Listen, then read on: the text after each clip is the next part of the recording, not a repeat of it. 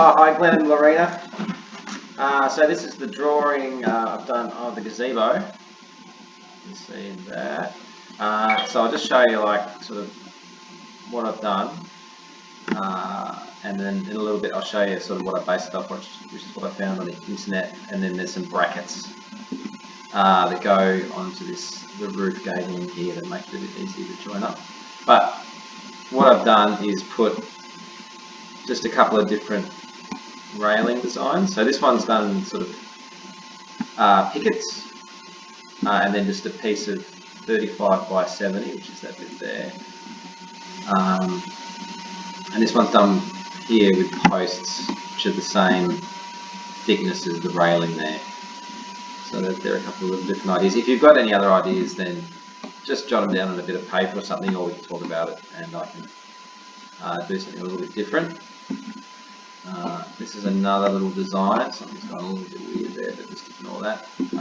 Yeah, just like a cross thing. Again, that's the same dimension timber as this top railing part as well. Yeah, so I'll show you that post connections that you sort of worry about. What I've done is I've just done like a bird's mouthing, so it's kind of hard to see here, but you can see if I outline that, I've taken little cuts out of these supporting, I suppose they're called fascias or rafters, but behind that,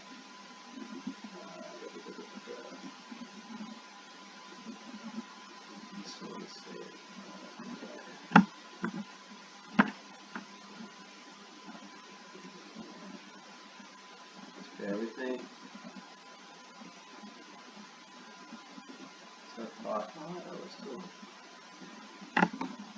There we go.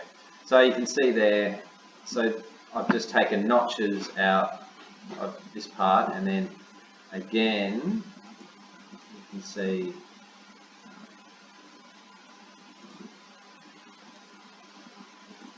beneath this the way that these connect to the post is like so.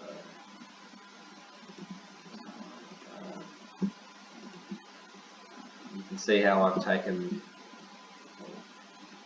the notches out there of the post. So that sort of sits in there, and then the rafter goes on top, like so. You can sort of see over here. That goes on top, and then we can probably just fasten all that together with some nails. I was thinking maybe nail gun would probably be the way to go. If we get a compressor and a nail gun, it's probably going to be the easiest. And then we can also put plates on those galvanized plates, and they can sort of sit back here in this area and lock it all in. Everything else is pretty straightforward. I'll just work out all the angles that we need to cut everything here. All of these rafters here, again, I've just done that bird's mouth, so we'll just get a measurement and notch that in, and that'll sit in there. And again, we'll just secure them with plates and probably brads or nails. Screws are good as well, but I think it just takes a little bit more time to do. What else? So I'll just show you the height of it. Let me show you a few different views. So that's from the top, obviously. Inside. Again, like I was saying, like this is just an example with the railing. So we just choose one of each, or whatever you want, or a different one. But I've got all three types on here so you can sort of see it. Yeah. So that's it. And obviously, I haven't put on the cladding for the roof yet because we've got to figure out what that is, and we'll have to work that out. But as it stands, the height without the roof cladding is, as you can see just there, 2950. So it's 50 mil under 3 meters. So you're within your council regulations. And I can't imagine that the cladding is going to be any bigger than 50 mil. So I think it'll be pretty sweet there, unless you want to stick a rooster with a vane on top. Yeah. So that's it there. And in a sec, I just got to make another movie, and then I'll show you the rafter plates and what I sort of based this design on. Okie dokie. So this is what I was talking about with these rafter brackets, which I found online, which is a place in Victoria that sells them. So they're like, I think they're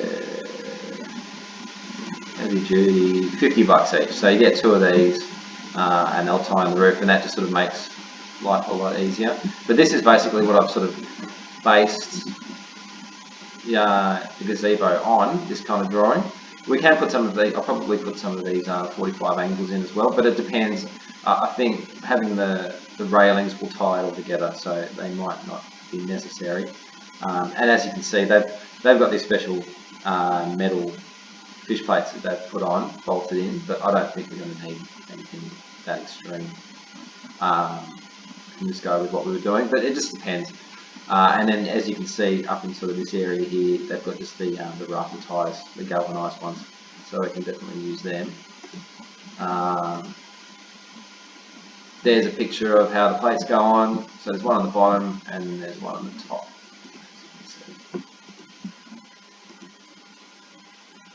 And that's pretty much the vibe. Mine's pretty much the same as that. Might be a little bit different, but it's essentially the same kind of thing. So yeah, hope you like it. Let us know, and we'll go from there. Oh, there's another. So I looked up, and I've just gone to like I'm using standard timber sizes. That's like a fence picket size, which I put on one of the railings there. You can sort of go off, or everything can be changed. So that's all good. Okie dokie, speak to you soon.